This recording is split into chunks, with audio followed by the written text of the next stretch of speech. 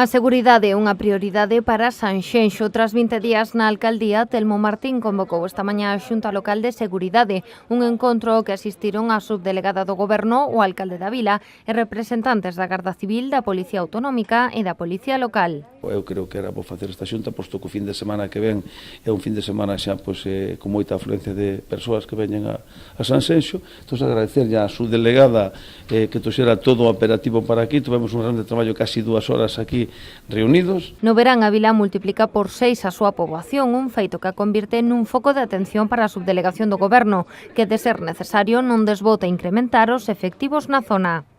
Podemos trasladar que a comandancia do posto de Sanxenxo está ao 100% de efectivos e que si hai que desviar máis efectivos de outros lugares para Sanxenxo, por suposto que vais a facer. O sea, Sanxenxo é unha prioridade porque é un municipio que multiplica por 6, como ben dixo o alcalde, a súa población nestes meses e que lóxicamente a atención ten que ser prioritaria.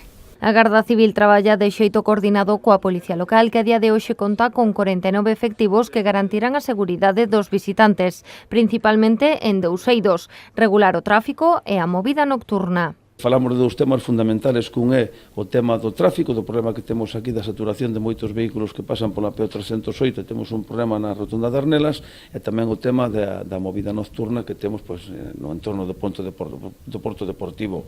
Por tanto, vamos a concentrar todos os esforzos ben coordinados neses dous temas, e espero que vai a ser un verán, como sempre, moi seguro, pero tamén que a xente poida disfrutar da noite e dos días de Sanxenxo. Esta reunión prodúcese despois de que Martín mantivera onte encontros cos propietarios de todos os locais do Porto Deportivo para intercambiar opinión sobre os problemas de seguridade que se teñen producido nos últimos tempos. Ambas partes coinciden en que a movida forma parte da oferta do destino, polo que ven necesario garantir que sexa de calidade e en orde.